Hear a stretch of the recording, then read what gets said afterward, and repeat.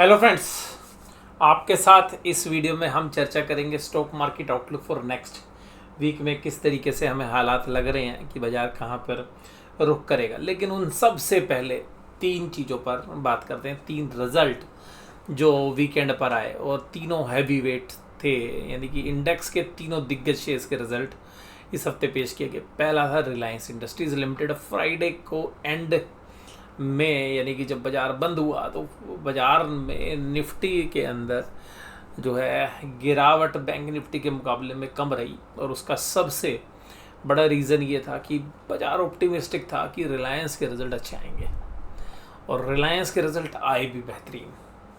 और रिलायंस के रिज़ल्ट की अगर हम बात करें तो रिलायंस के रिज़ल्ट में एक चीज़ खास देखने के लिए मिली है कि रिलायंस ने पिछले पूरे एक साल के दौरान, अगर आज की डेट टू डेट देखें तो कोई भी रिटर्न नहीं दी, जीरो रिटर्न है, स्लाइटली माइनस में ही है।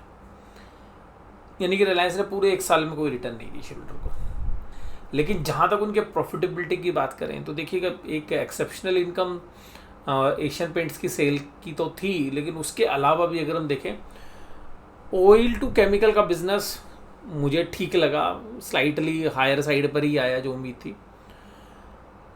और जो बाकी बिजनेसेस के अंदर खास बात है वो दो बिजनेसेस थे। पहला था रिटेल का बिजनेस और दूसरा था जो जियो बिजनेस है। तो जो जियो डिजिटल का बिजनेस है वो एक्सेलेंट काम किया उसने। दूसरा रिलायंस के जो रिटेल के बिजनेसेस हैं उसमें एक दमदार परफॉर्मेंस देखने के लिए मिली। अगर हम सम ऑफ पार्ट्स मॉडल को अगर हम देखें तो हमें लगता है कि रिलायंस इंडस्ट्रीज लिमिटेड को एक री रेटिंग हो सकती है, क्योंकि अगर रिटेल बिजनेस की बाकी कंपनीज की भी वैल्यूशंस देखें और साथ में अगर भारतीय एयरटेल की भी वैल्यूशंस अगर हम देखें, हम अगर जियो बिजनेसेस को देखें तो आज की डेट में आपको रिलायंस इंडस्ट्रीज़ जो है थोड़ा सा आपको अंडर वैल्यूड मिलेगा। थोड़ा सा क्या कि काफ़ी आपको अंडर वैल्यूशंस मिलेगी अगर हम सम ऑफ पार्ट्स मॉडल को अगर हम आज वैल्यूशंस में लगाएं तो अल्टीमेटली मुझे ऐसा लगता है कि जो रिलायंस इंडस्ट्रीज़ लिमिटेड है उसमें एक पोटेंशियल अपसाइड अब बन गया है। और मुझे लगता है कि जो ब्रोकरेज हाउसेज हैं, जब कल आप सुबह टीवी चैनल्स देखेंगे तो एक रिलायंस के ऊपर एक पॉजिटिव आउटकम आता वो भी आपको लगेगा। और मुझे लगता है कि अगर अब निफ्टी अपना जब ये लाइफ टाइम हाई लगाएगा, इफ़ एनी अगर कभी भी लगाता है तो ये जो हाई होंगे उसमें सबसे पहले रिलायंस इंडस्ट्रीज लिमिटेड अब अहम भूमिका निभाएगा। यानी कि जो अभी निफ्टी की तेजी में अहम भूमिका निभा रहे थे वो बैंक्स निभा रहे थे। और अगर हम देखें बैंक्स की रैली से पहले आईटी ने भी एक अच्छी रैली की, डाउन होने से पहले, तो फॉल होने से पहले, जब यानी कि बैंक बहुत ख़राब कर रहे थे आईटी ठीक कर रही थी। अब आईटी ने भी ख़राब करना शुरू किया तो बैंक ने ठीक करना शुरू हुआ, तो बैंक्स की परफॉर्मेंस प्राइस वाइज बहुत अच्छी थी। अब मुझे लगता है कि ये जो दम है ये शायद शिफ्ट होता हुआ नजर आएगा, और वो शिफ्ट जो है वो शायद रिलायंस इंडस्ट्रीज़ या कुछ और दिग्गज कंपनीज जो स्टील पैक के अंदर है या मेटल पैक के अंदर जो हैवी वेट्स हैं वो शायद थोड़ा सा और अच्छा करती हुई नजर आए। तो मुझे विशेषकर लगता है कि रिलायंस इंडस्ट्रीज़ यहाँ से अच्छा करेगी। कोई भी बाय या सेल रिकमेंडेशन नहीं है, बट जस्ट एक हमें रिजल्ट के बाद जो एक आउटलुक लगता है वो मैंने आपके साथ चर्चा की। दूसरी बात, रिजल्ट आए HDFC बैंक के। HDFC बैंक के रिजल्ट के अंदर एक बात देखने के लिए मिली कि HDFC बैंक ने तकरीबन 9,000 करोड़ रुपीस की जो इनकम्स हैं वो फ्लोटिंग प्रोविजंस बना लिए। यानी कि उनको लगता है कि भाई ये बैड लोन्स होंगे। लेकिन अक्सर जनरली ऐसा होता है कि जब बैंक को कहीं से प्रॉफिट आते हैं तो उसको कहीं ना कहीं कोई भी खर्चे या उनको लगता है कि कोई फोरसीन एक्सपेंसेस या लॉसेस होने वाले तो उनको वो अकाउंट फॉर कर लेते हैं। तो अकॉर्डिंग टू लॉ तो उनको बनाने की ज़रूरत नहीं थी, लेकिन उन्होंने बनाया क्योंकि उनको HDB फाइनेंशियल सर्विसेज से एक अच्छा खासा प्रॉफिट जो है 10,000 करोड़ के आसपास की सेल प्रोसीड्स आई, और सिमिलर अमाउंट पर अगर नेट ऑफ टैक्स देखें तो 7,800 करोड़ के आसपास के प्रॉफिट थे।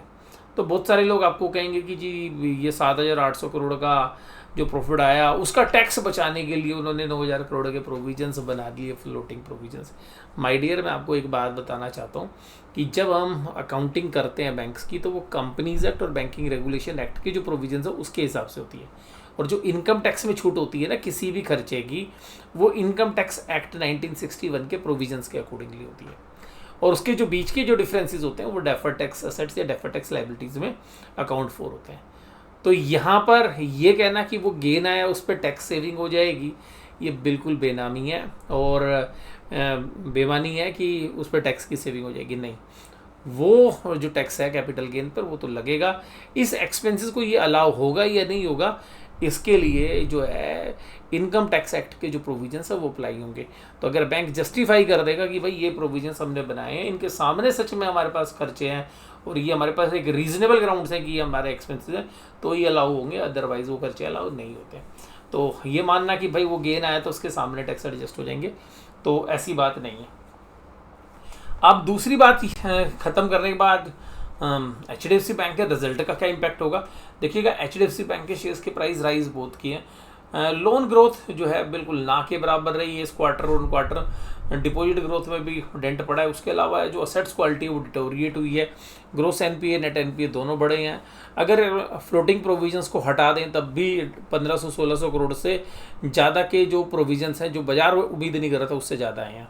तो कुल मिलाकर हमें लगता है कि HDFC बैंक के जो रिजल्ट है उसका इम्पैक्ट शेयर प्राइस में शायद आपको नेगेटिव देखने के लिए मिले और हो सकता है कि 1.5-2% के आसपास या इवन हायर साइड पे भी HDFC बैंक के शेयर्स में जो है गिरावट आपको देखने के लिए मिल सकती है।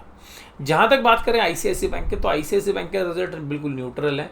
मैं उसमें कोई भी पॉजिटिव चीज़ नहीं देख रहा हूँ। पॉजिटिव चीज़ इसलिए नहीं देख रहा हूँ क्योंकि जो ग्रोथ है, लोन ग्रोथ या डिपॉजिट ग्रोथ, अब वो ग्रोथ नहीं है और प्राइस अर्निंग रेशो आप 19 से 20 के आसपास की पी रेशो पर ट्रेड कर रहे हैं। तो शायद लॉन्गर टाइम फ्रेम के अंदर अगर हम देखें तो अगले क्वार्टर तक बाजार शायद कोई बहुत बड़ा मूव आपको ना तो HDFC बैंक में या ICICI बैंक में देखने के लिए मिले।